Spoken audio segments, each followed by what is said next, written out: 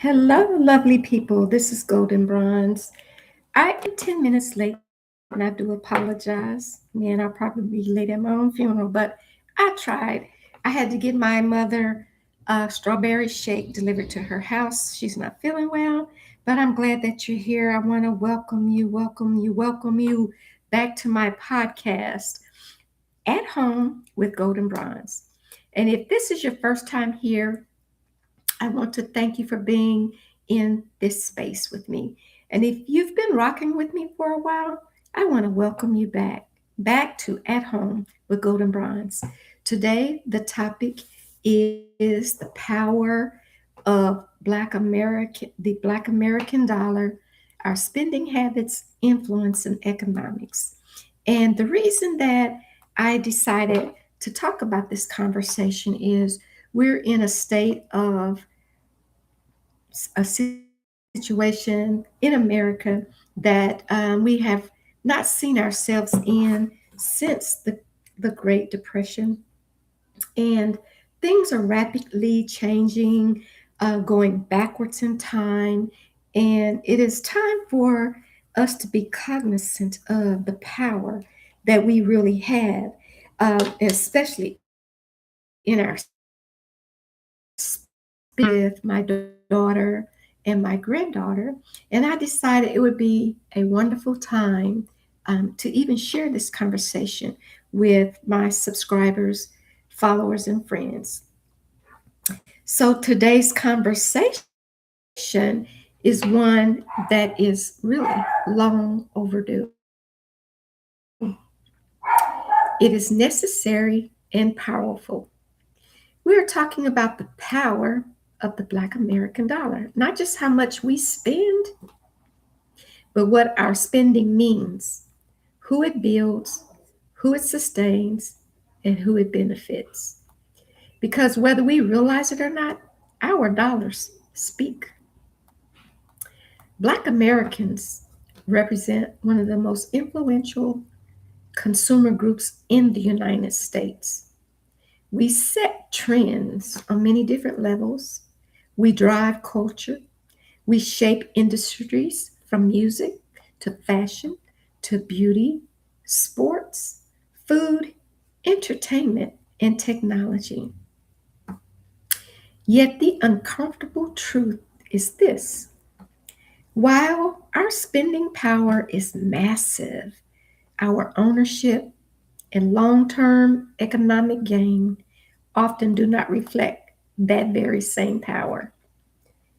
And today, we're going to talk about it without shame, without judgment, but with clarity and truth.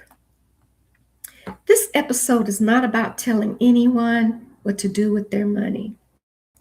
It's about understanding our collective impact and recognizing that every dollar is a vote for what continues, a vote for what grows, a vote for what gets passed down to the next generation. That's why I was having that conversation with my daughter and my granddaughter. And before anyone gets uncomfortable, let me be clear. This is not anti anybody. This is a pro Black economic awareness. This is education for, because empowerment begins with the correct information. Now, I'm going to get comfortable here. Let's just say Black Americans collectively spend over $1 trillion. 1 trillion with the T, dollars. We make the less amount of money, but we spend the most amount of money. If Black America were its own economy, we would rank among the top economies in the world. Yet when we look around us, our communities, when we look at business ownership, property ownership, generational wealth, and economic stability, the disconnect becomes very obvious. How is it possible that we spend so much, yet we own so very little? This is where history really matters. Systemic barriers, redlining, discriminatory lending, exclusion from business opportunities, employment opportunities. These aren't accidents. They were designed outcomes.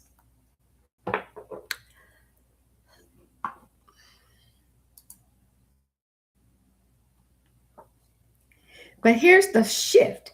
We must really make the shift. Awareness gives us options, and options give us power. Feel free, if you're listening online, to make comments if you like, and we can talk about those too. So let's talk about culture.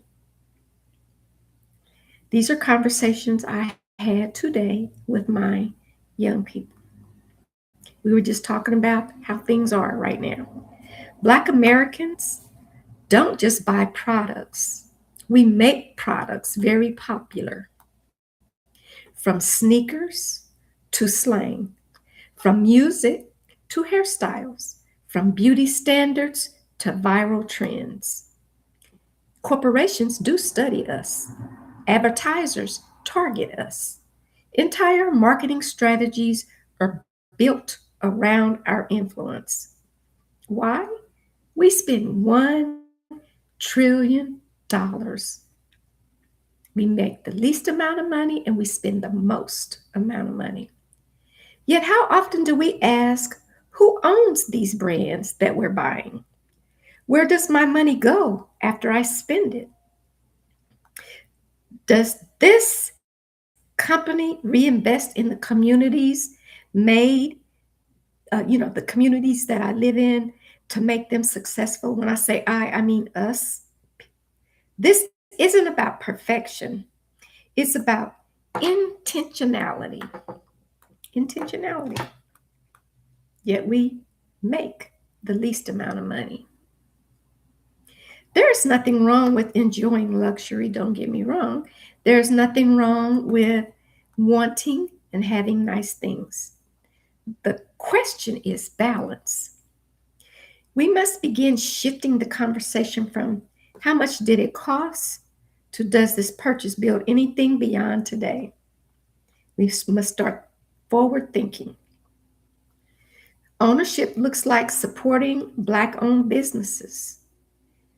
Many of us don't do that. We should get around to doing more of that. Supporting Black businesses and investing in land and in property, in real estate, in education, and creating businesses instead of only consuming them. We need to create them. We need to create businesses and we need to hire in those businesses that we create. We need to teach our children financial literacy early in life. You see, the conversations that many of us have at home, like the Huxtables, that's not like an unimaginable family. Many Black families sit around and talk to their children about financial literacy, the need to get an education, how to spend money. The Huxtables, that movie, is like many Black families. We need to do more of that with our children. We don't need everyone wealthy. We need everyone aware. Everyone financially aware. We need everyone to learn financial literacy. We as parents and grandparents, we need to sit around and talk with our children about the importance of earning money, saving money, how to allocate for our expenses that are necessary first before pleasure, not taking a whole paycheck to go buy a concert ticket to see somebody $1,200, $1,500 to go see an entertainer. Put that money in the bank. And then when you actually accumulate some funds, you'll actually be able to say you afford it. And you didn't have to let any bills go to do it. Teach your children that the labels on the clothes do not make the person that they are. Do not go out and spend all their money on $500 tennis shoes, $1,200 dress shoes, or whatever when you can barely pay your bills. That doesn't make any sense at all. But a lot of us do that. The real power of the black dollar isn't in today, it's in what we pass forward.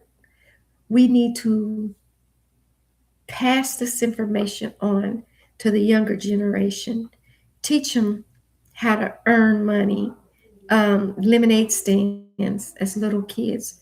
Um, if they have a hobby, cooking cookies, baking cookies or something, how to bake those cookies, or pops, as they call them, cupcakes, things like that. How to get out and actually go and sell them.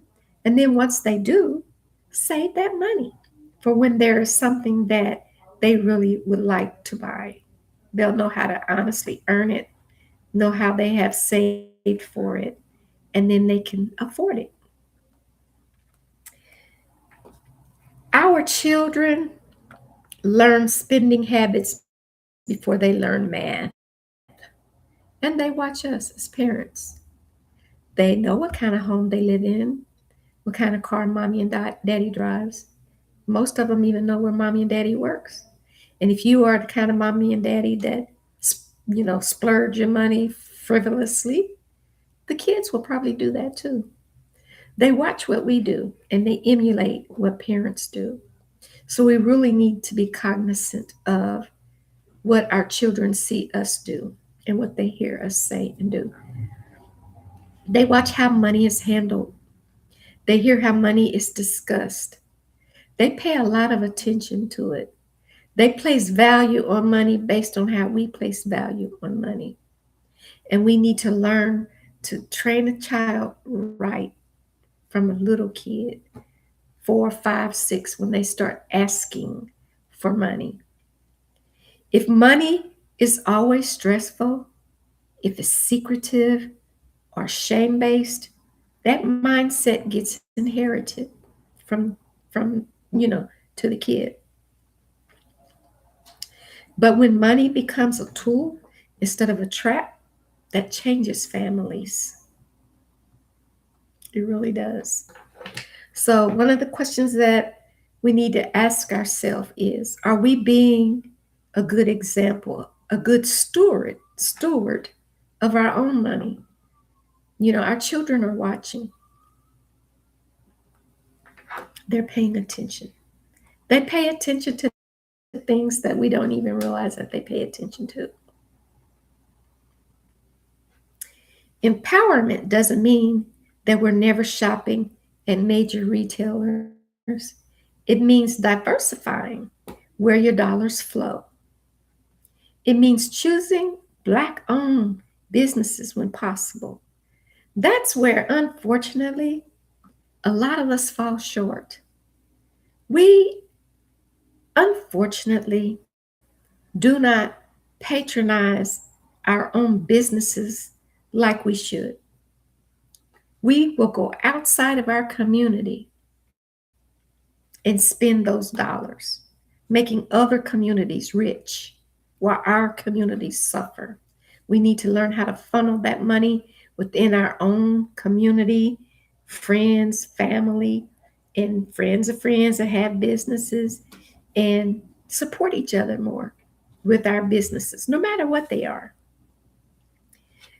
So, I was talking with someone earlier today. It was my cousin in California, and we were talking about how back in the day, and I'm talking a long time ago, when I was a kid, my grandmother, and not just her, but people of her age and era excuse me, I'm tongue tied today. They were supportive of one another. They, maybe because they couldn't uh, assimilate into the white culture, that probably was before a lot of things got integrated. Black businesses thrived. There was Black Wall Street, and there were a lot of them. There was something like that in Dallas, Texas, something like that in Kansas, um, and probably many more that we don't really know about because they didn't get bombed and destroyed by colonizers. And that's why there's so much attention on Black Wall Street. But there were communities within many Black neighborhoods that were thriving and that had their own banks and own grocery stores and own lumber companies. That goes back to the 1800s, actually, if you check your history. But I remember when my grandmother would say, go down to the corner store, Mr. Walker's house, or not house, store, and get me a loaf of bread and half a gallon of milk, a stick of butter. They used to buy it by the stick. And tell them to put it on Miss Lizzie's tab. They referred to each other as Mr. and Mrs. They showed a lot of respect to the other gender. They said yes, ma'am, and yes, sir to each other. They would put the groceries on the tab. That's what they called it. It's kind of like having credit without having a credit card. And tell him I'll pay him when I get paid on Friday. And when Friday came, Miss Lizzie would go down to Mr. Walker's and pay her grocery tab because she knew she had to eat. And she would do that before she paid the electric bill because if the electricity got cut off, she would light those lanterns, candles, and still have light in the house. But she always needed to have food, so she would know that that was a priority in her family, and she would make sure she paid that grocery bill, grocery tab. That's what she would call it. And so they were very supportive of businesses within their communities back in the 60s, the 70s, the 50s, the 40s, before my time. But I know my Black history. And Black families stayed within their communities and spent their dollars that they earned right there in their own neighborhoods. Then integration happened, which I'm not saying it's a bad thing, but we stopped supporting each other as much as we should. And we started going outside of our communities, spending our money, and the businesses within our communities died. They did not thrive because we went outside of that to do it. So, supporting community businesses is very important. Investing locally is a necessity. Asking questions is important. And having conversations with one another, networking with one another is very important. That we should really get back to that. Breaking cycles gently but intentionally. This is what we're really going to have to learn to do going forward. When you look at how things are changing, the Civil Rights 1965 Civil Rights Act was is being under review. Um, a certain political affiliation is trying to make things, they say, greater again, but only for a few. And so we are going to have to gently break the cycles that we have gotten accustomed to and be intentional about it. The progress that we make within our families and within our communities should not come with guilt. It shouldn't feel like guilt or anything like that. It should come with conscious choice. We should be very, very conscious about how we earn and spend our money. And if you think about it, like I said, just within the Black race, we spend $1 trillion. Now, that's the research that I found. I heard another podcaster say, I think it was, I want to say Roland Martin, 3 trillion. But when I did my information, I came up with 1 trillion. But a trillion is a trillion, and it's a whole lot of money, whether it's 1 trillion or 3 trillion. It's a lot of money. And if you just stop and think about it, if we put $1 trillion into our own communities and neighborhoods, how much progress would we make? A lot. As I said earlier, we set the trends for hair, music, fashion, entertainment, technology. We have a lot of influence in this country that I'm not sure everybody is aware of.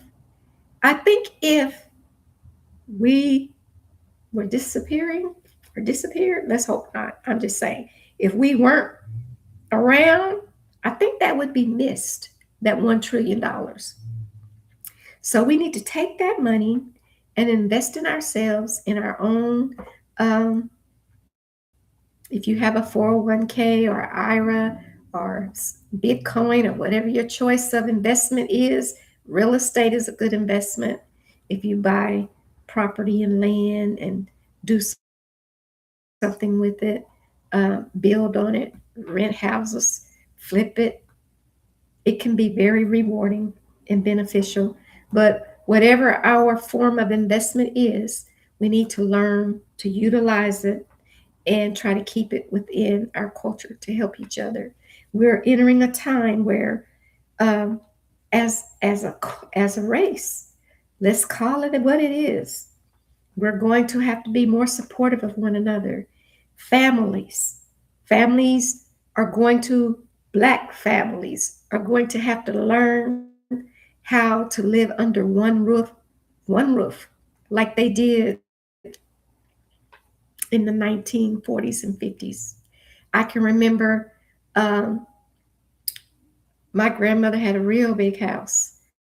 Like the upstairs, I think I counted 5 bedrooms and 1 bathroom.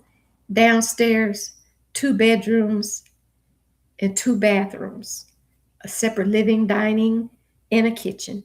And her house was so big that when she did not have family living with her, she rented out the upstairs to construction workers. That's when I was a little kid, but I remember it. The construction workers could not go to the regular hotels and get a room if they were not white, if they were Black. So when they hired them to work on the highways and byways, they would have to find people, if they were from out of town, to stay at their homes. And my grandmother was a supervisor of housekeeping at one of the local hotels in a small town. And she would see these guys come in and try to get these rooms.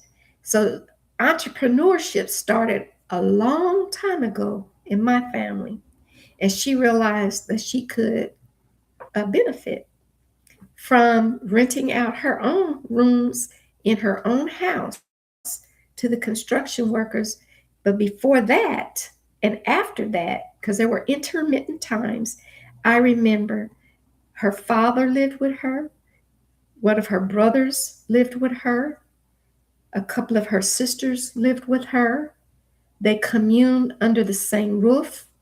They all contributed to, electric, and I don't think she had a mortgage, but they contributed to the bills, the electric, the water, the gas, the food, and stuff like that. And other ethnicities do it. Hispanics do it, Asians do it, Polynesians do it. Um, you know, they will all live under one roof and help the other. Sometimes they'll help the other even buy a home, and then somebody else move in to the home that that person bought, and they just all relatives live together. They were able to cohabitate and help each other. We used to do that. And I can see the way things look like they're headed. I pray they don't go in that direction. I pray every day that, you know, God watches over America and that it's not going to be difficult for the middle and the low class, and that they don't have to do these things. But it's wise to be prepared for it and be willing and open to cohabitating and helping each other out, because we have the dollars. We need to keep them at home if possible. So as we close today's episode, I want you to hear this clearly. The Black American dollar is very powerful. And I don't think we realize how powerful our dollars are. It has always been, like I said, from way back before any of us were ever born in the 1800s to whenever integration in the 60s, uh, we kind of lost our way, and we need to find our way back to keeping the money and everything within our communities, to not being afraid to help each other out, whether it is family or neighbors. If we know of Black owned products, we should patronize them, or businesses. If it offers what we're looking for, we really need to start circulating that money back to ourselves. $1 trillion. That's annually. What we are witnessing now is not a lack of money at all. Sometimes it feels like it, but it's not. We have $1 trillion that we spend. It's a moment of awakening. We need to wake up. We need to have that moment of awakening and realize that our dollars have power, and we need to learn how to use that power effectively. We are learning, we are questioning, and we are shifting. We're shifting. I think we're shifting in a good way, because I do think that we are waking up. Not just us. I think a lot of people have been woke. Okay? There is no single person that carries the responsibility of change alone. And honest to God, there is no single race that should carry the responsibility of change alone. There are a lot of people that would agree that we all need to do some changing to make this world a better world to live in. Change does happen collectively, one decision at a time. Your money is your energy. Your money is your power. Where you place it matters more than anything. Whether you keep it, your power and your energy matters. And that matters whether you keep your money or you lose it. So as we move through the rest of this week, this is the first day of the new year, January the 1st, 2026. And Happy New Year, by the way. But I thought it would be the most perfect day to set the tone for how we spend the next 364 days with our money, how we think, how we perceive things, how we shift, and how we move, and how we survive what we are going through. All righty? I invite you not to judge me. This is my opinion. not to judge yourself, not to judge anyone else. But I invite you to pause. Hit the pause button. Hit the pause button before you spend your money. Think about where you're spending it. Think about where it's going to go after you spend it. Think about who's going to benefit from what you purchased and where you purchased it. Pause before you dismiss your impact. Pause long enough to realize that you are part of something bigger than that transaction that you are about to make. Pause and think. Now, if this conversation resonated with you, I'm going to ask you to share it. If this is your first time listening, I'm going to ask you to subscribe and hit that notification bell so that every time I go live, which is going to be on Thursdays at 5 p.m., you will be able to tap in. I want you to talk about this topic with your friends, your family, and your children. And I don't care if you disagree with me or if you disagree with them. Let's disagree respectfully with one another. But let's think about it and let's pause. And let's keep the conversation going if we don't do anything else.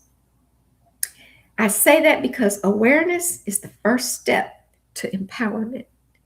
And what I am trying to do right here is to empower you to think about how you spend your money and where it's going to take us in this year and beyond. Empowerment is how legacies are built. And what we need to do is build legacies for our children, our grandchildren, great grandchildren, and on. And how we spend or save our money will depend on whether or not we leave a legacy at all. I want to thank you for spending this time with me. Thank you for your ears to listen, your voice to agree or disagree, your presence here with me today. Or if you're not here today and you happen on my podcast later on and take the time to listen to it in its entirety, God bless you. I appreciate you. Come back and do it again, please. All right? Your presence is your power. It's my power and your power. Your money is your superpower. Your influence is your power. How you shift and move in 2026 is your power. Okay? So until next time, stay informed, stay intentional, and remember, our dollars tell our story. Until the next episode, again, I want to say Happy New Year to you. Let's have a marvelous 2026. I would love to have you come back every Thursday at 5 p.m. I will try my best to be on time. Sometimes there's technical difficulties. I move around. Sometimes I have internet problems. I'm not in the same place right now. Every time I will be soon, but I have a traveling show. I also want to invite you to listen to my other podcast, which is Gab with Goldnbronze. That podcast is sponsored by my nonprofit organization called Golden Swan Cadre. You can find that organization at www.goldenswancadre.com. Gab with Goldnbronze is also on YouTube. That's GAB with Golden without the E is Gold in Bronze. And we already have so many podcast shows showing on that channel. That podcast is sponsored by Golden Swan Cadre. And it basically talks about anything and everything that would empower you, whether you are male or female, black or white, blue or green, to be a better version of yourself. It is a faith based, informative, educational podcast that mostly talks about issues that pertain to just being a better person. Um, and I promise you, it is worth the listen. We talk about all kind of things that are random topics that fall in line with our mission, vision, and purpose. And so if you go look at that podcast channel now or catch us on Tuesdays over there at 7:30 p.m., you won't be disappointed. Please subscribe to it as well. Hit that notification button so every time we go live over there, you'll be able to catch that podcast. Now, over here, I'm going to have some informational and educational stuff like now, but I also have just my everyday life. If I'm just sitting in the house cooking food, I might do a vlog or a video. If I just want to come on and talk about something and engage in conversation with the subscribers and the followers, I might do that. I'll have the ability to let you call in this year in 2026 and actually talk on the phone with me so viewers can hear you. Now let me go back to Gab with Golden Bronze. um, that is a podcast that is on 5 VGN radio stations and 1 FM radio station every week. You can find us on Apple iOS under VGN radio app.